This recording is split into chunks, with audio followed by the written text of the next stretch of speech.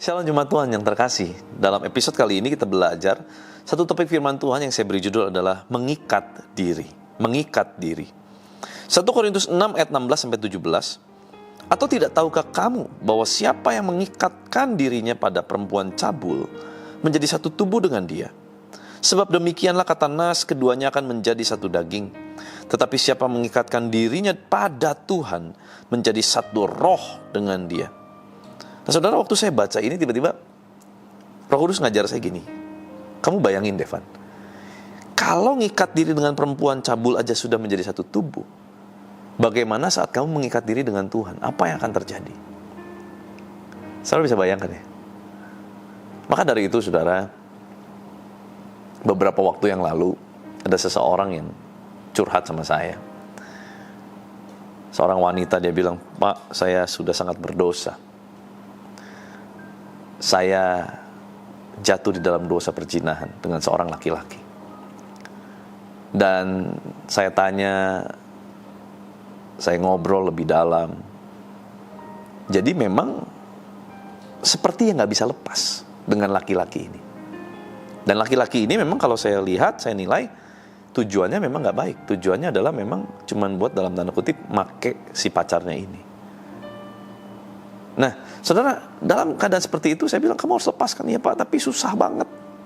Sulit banget loh Pak. Bukannya saya gak mau, saya tahu itu dosa, tapi kok kenapa sulit sekali? Saudara, karena ayat ini konteksnya jelas. Siapa mengikatkan dirinya pada perempuan cabul, bukan cuma perempuan cabul, tapi laki-laki cabul juga sama. Konteksnya adalah sesuatu yang menjadi lawan jenis dan cabul.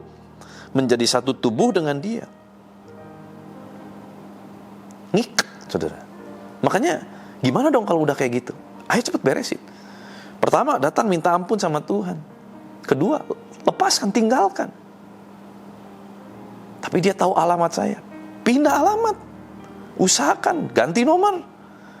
Putus hubungan dulu. Kalau enggak ya akan terus nempel lagi. Ingat lagi, nempel lagi. Gak selesai-selesai. Makanya kita harus berani untuk do action. Kalau sudah sampai itu terjadi. Pertobatan itu penting, saudara. Nah, pertanyaannya begini. Kalau mengikat diri dengan perempuan cabul, menjadi satu tubuh dengan mereka dengan begitu mudah. Lalu bagaimana kalau kita sungguh-sungguh mengikatkan diri kita dengan Tuhan? Saudara bayangkan. Berarti kita menjadi satu dengan rohnya. Saya nggak bisa bayangkan kedahsyatan apa yang bisa terjadi dalam kehidupan kita kalau kita sudah menjadi satu roh dengan Allah. Di mana Kristus benar-benar tinggal di dalam kita dan kita tinggal di dalam Kristus. Firman berkata, minta apa saja. Minta apa saja. Pasti terjadi. Kenapa? Kenapa Alkitab begitu yakin orang yang sudah menjadi satu dengan Kristus minta apa saja pasti diberikan. Karena permintaannya bukan lagi permintaan untuk kepentingan diri pribadi. Karena kepentingannya pasti menjadi kepentingan Kristus. Permintaannya bukan untuk memuaskan hawa nafsu, tetapi permintaannya pasti untuk memuaskan kehendak Allah. Maka dari itu, saudara, Alkitab dengan begitu yakin, seorang yang sudah mengikat diri dengan Kristus, minta apa saja, pasti digenapi. Saudara, yuk kita lebih sungguh-sungguh lagi sama Tuhan. Mengikat diri dengan Tuhan. Menjadi satu dengan Tuhan. Gimana sih mengikat diri dengan Tuhan, saudara? Kita nggak bisa lepas dari yang namanya baca firman. Nggak mungkin kita bisa mengikat diri dengan Tuhan kalau kita sendiri nggak pernah bangun hubungan sama Tuhan. Lewat doa, pujian, penyembahan. Dan saudara yang punya karunia berbahasa roh, kan saudara berbahasa roh, membangun rohmu. Roh yang dibangun itulah saudara akan temukan keluhan-keluhanmu yang tidak tersampaikan dalam bahasa manusia, sampai semua kepada Bapa di sorga. Doa-doa erangan tanpa kata-kata, sampai semua kepada Bapa di sorga. Di sanalah saudara kita mulai bangun hubungan sama Tuhan. Kita roh menjadi satu. Bagaimana kita bisa menyembah Allah yang adalah roh? Caranya harus komunikasi dengan kehidupan roh. Maka dari itu saudara hari-hari ini jangan cuma pikirin kehidupan jasmani kita, tetapi rohani kita berantakan. Jangan cuma berpikir terus bagaimana saya bisa mendapatkan lebih banyak uang untuk saya bisa wariskan kepada anak cucu saya. Tetapi kita tidak pernah mewariskan harta rohani kepada anak cucu kita. Mari kita perhatikan sama-sama. Berapapun usia Anda, yuk perhatikan ini sungguh-sungguh.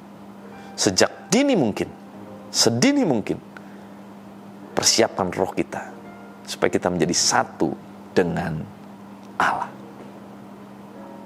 Yuk kita berdoa. Tuhan, terima kasih buat firman-Mu. Mengajarkan kami Tuhan satu pemahaman pewahyuan tentang bagaimana kami mengikat diri dengan Allah, dengan Bapa. Kami mau Tuhan, betul-betul yang terpancar dari hati kami, dari pikiran kami adalah aliran-aliran air kehidupan.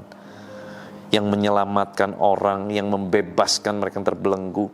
Pemberitaan Injil yang bisa menyelamatkan orang-orang sekeliling kami.